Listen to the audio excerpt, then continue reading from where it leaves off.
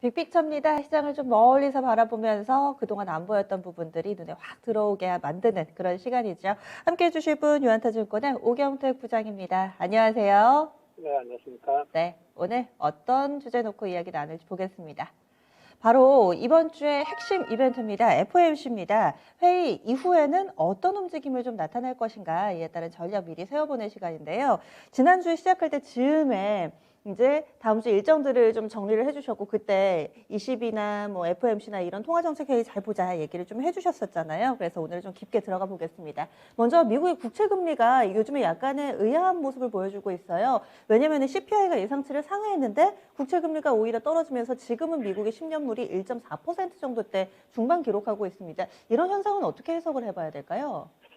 네, 다들 이제 뭐 물가 인플레이션이 올라가면 이제 금리도 올라가는 식으로 좀 많이 지켜봤었는데, 오히려 지금은 이제 반대적인 움직임이 나타나고 있습니다. 일단 5월 CPI 지수가 지난주에 말씀드렸듯이 예상치가 4.7% 전년 대비 증가할 걸로 좀 예상을 했는데, 예상치보다도 높은 5.0%를 기록을 했습니다. 근데 시장에서는 오히려 이제 인플레 우려가 이렇게 완화되는 부분으로 해석이 되면서 오히려 시장에는 긍정적으로 좀 작용을 했는데요.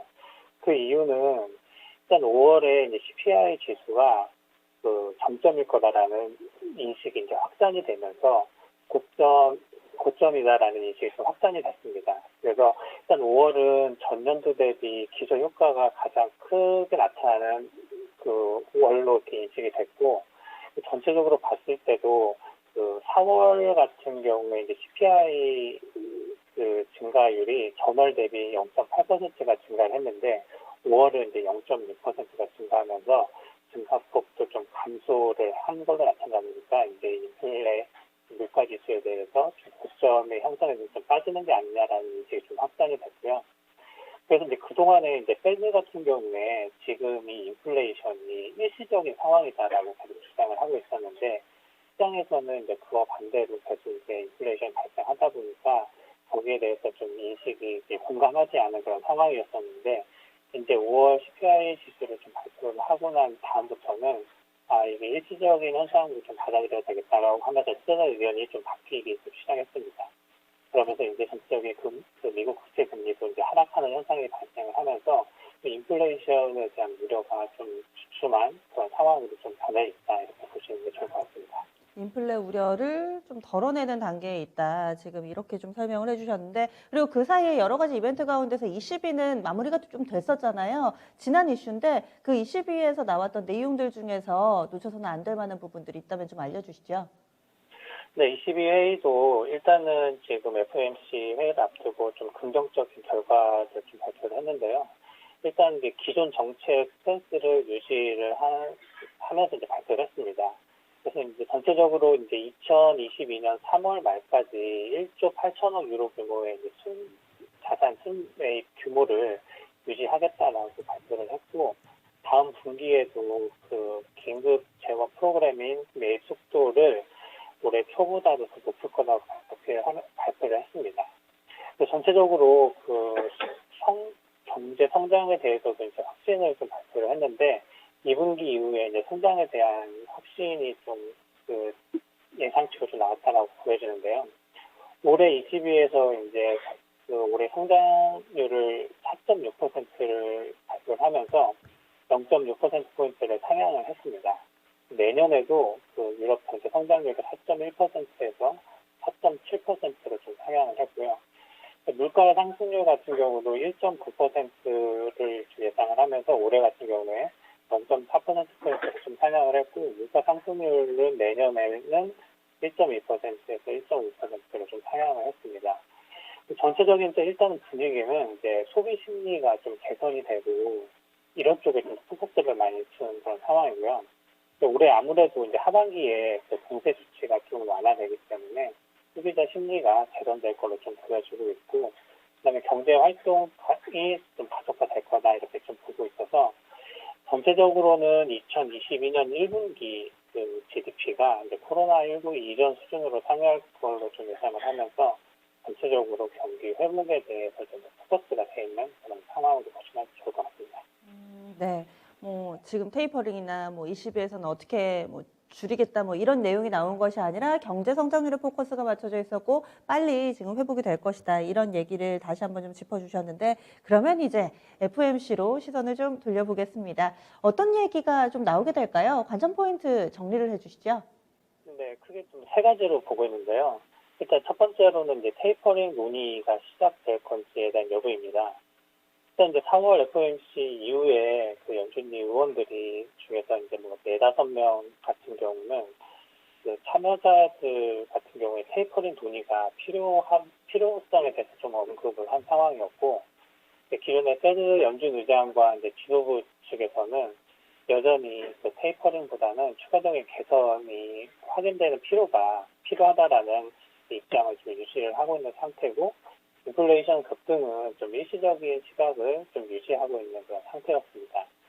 전체적으로 이제 4, 5월 달 신규 고용 증가 폭이 아무래도 테이퍼링 논의 조건을 좀 충족시키지 못하는 그런 상황이기 때문에 좀 그 인플레이션보다는 고용 증가에 대한 확인 작업을 좀 더 필요로 하는 그런 상황이기 때문에 일단 지금 시장에서는 좀 테이퍼링에 대해서 시기는 아직 좀 이르지 않나 이렇게 시장 컨센서스가 다시 이렇게 형성이 됐고요.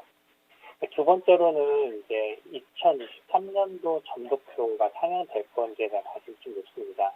현재 지금 2023년도까지 제로금리가 유지되는 걸로 좀 전망하고 있는데, 일단은 다시 지금 현재 상황에서는 첫 금리 인상 시점을 발표하는 점도표가 상향이 될지 좀 관심이 좀 높아져 있는데, 일단은 지금 2023년도 말까지 1회 인상으로 상향될 가능성을 일단 50%로 좀 판단을 하고 있습니다. 그래서 2023년도까지 제로 금리를 유지했던 기존 정책이 유지될 건지 아니면 2023년도 말까지 1회 정도 금리 인상이 이루어질지를 좀 봐야 될 가장 중요한 포인트로 좀 말씀드리고 싶고요. 세 번째로는 이제 경제 성장률이 얼마나 그 전망치가 제시가 될지 관심인데, 6월 FOMC에서는 올해 경제 성장률 전망치를 이제 기존의 6.5%에서 한 7% 내외로 상향할 걸로 좀 예상을 하고 있고요. 그다음에 PC 개인 소비 지출 지표도 2.4%에서 3.2%로 상향 조정을 할 걸로 좀 예상을 하고 있습니다. 그래서 전체적으로 이렇게 봤을 때 그 경기에 대한 성장을 좀 상향을 하면서 테이퍼링 같은 경우는 고용을 좀 확인을 하면서 좀 진행을 할 수 있는 걸로 예상이 되고 있고요.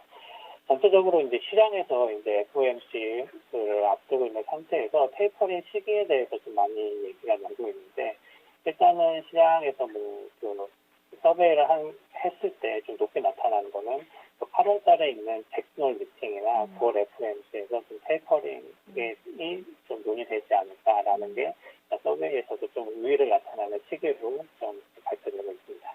네. 그러면은 점도표 얘기를 좀 더 나눠보면은 이제 내후년까지 원래 기존에는 연준에서는 2023년까지 제로금리 유지하겠다고 했는데 점도표상으로 2023년 말이든지 간에 어쨌든 내후년쯤에 금리 인상이 한 차례 이루어진다면 이런 식으로 점도표가 나오면 시장에서는 좀 충격이 있을까요? 아니면은 어느 정도 예상했던 시나리오니 무난하게 좀 지나갈 수 있을까요? 어떻게 보세요?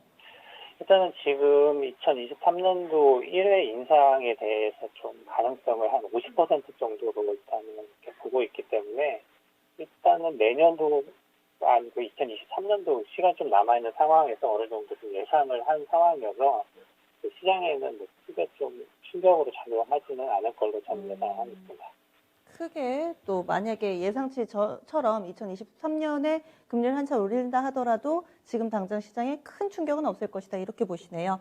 그러면 네네. 대외 변수를 좀 살펴봤으니까 우리 내부의 기초 체력으로 넘어오겠습니다. 실적 전망치 어떤가요? 국내 기업들 실적 전망치요. 네, 일단은 지금 저는 이제 이 FOMC 회의 이슈가 지나면 이제 실적 중심으로 많이 형성이 될 텐데, 아마 6월 말 7월 초에는 2분기 실적에 많이 포커스가 될 것 같습니다. 근데 다행히도 지금 수출 데이터도 좋게 나오고 있는 상태고, 기업들의 이제 순이익에 대한 이익에 대한 컨센서스도 주간 단위로도 이제 업데이트를 되는데, 주간 단위로도 좀 상향이 되고 있는 상태이기 때문에 국내 지수에는 좀 긍정적인 그런 상황으로 좀 보시면 될 것 같고요. 전체적으로 2021년도에 전망하는 순위 컨센서스도 이렇게 주간 단위로 했을 때 뭐 0.4% 정도 증가할 걸로 좀 예상이 되고 있고 2분기 순이익에 대한 컨센서스도 뭐 0.4%가 상향이 되고 있고 3분기도 0.2% 상향이 되고 있습니다. 그래서 전체적으로 지금 시점에서 이제 이익에 대한 기대치가 좀 증가를 하고 있다라고 볼 수 있고요. 특히 이제 어느 쪽이 좀 상향이 되고 있냐라고 살펴봤을 때는 좀 상위 업종을 봤을 때 유틸리티, 뭐 디스플레이, 호텔 레저 업종이 그 순위 그 컨센서스가 좀 상향이 되고 있는 업종이다라고 보시면 될 것 같고요. 유틸리티는 이제 뭐 전체적인 유가 상승을 하면서 이제 한가스공사 중심으로 실적이 많이 상향이 좀 조정되고 있는 상황이고요. 디스플레이는 이제 아이폰용 그 POLED 생산 시작에 대한 기대감이 이제 3분기부터 있기 때문에 거기에 관련돼서 디스플레이 업종도 좀 실적이 좀 상향되고 있다고 보시면 될 것 같고요. 호텔 레저 업종도 1분기에 생각보다 서프라이즈에 들어오겠는데 2분기에도 아무래도 이제 백신 접종이 확대가 되다 보니까 좀 여행이나 면세점에 대한 기대가 좀 배분이 되면서 호텔 레저 업종도 실적 전망치가 좀 상향되고 있는 추세다라고 보시면 네, 될 것 같습니다. 유틸리티, 디스플레이, 호텔 레저 이렇게 해서 또 실적 전망치가 좋은 쪽 분류까지 해주셨는데 그러면 마무리 짓겠습니다. 오늘 장 큰 그림 어떻게 그려주시겠어요? 네, 일단 지금 오늘 시장을 보면 그 좀 순환매 흐름이 지속되고 있어요. 전체적인 순환매 흐름이 지속되고 있는 상태에서 오늘 같은 경우에 좀 대형주에서 그동안 좀 안 올랐지만 좀 같이 평가를 할 수 있는 쪽이 다시 좀 순환매가 좀 돌고 있는 상태이기 때문에 여전히 좀 그 주시로에 대한 흐름은 그래도 좀 견조한 흐름이 나타나고 있다라고 좀 보여주고 있고요. 좀 전에 말씀드린 것처럼 지금 코스피 지수가 이제 고점 수준에 있음에도 이익이 지속적으로 좀 상향을 하다 보니까 좀 밸류에이션 부담이 좀 오히려 완화되고 있는 그런 상황입니다. 그래서 지금 상태에서는 좀 대형주에 대한 순환매 흐름이 좀 지속될 걸로 좀 예상이 되고 있고요. 그래서 이제 추가적으로 좀 답답한 이제 수익을 내기에는 좀 답답한 그런 흐름인데 좀 중요한 거는 좀 오늘도 외국인이 좀 팔면서 지수가 소폭의 좀 조정을 코스피 같은 경우 조정을 보이고 있는데 좀 인덱스 관련된 펀드 자금 흐름과 좀 외국인이 좀 매수하는 흐름이 나타났을 때 좀 지수가 한 단계 좀 올라가고 인상을 되고 있는데 아무래도 좀 대형주 중심으로에 대한 흐름이 좀 나타나지 않을까 그렇게 좀 예상을 하고 있습니다. 네, 알겠습니다. 자세한 말씀 고맙습니다. 네, 감사합니다.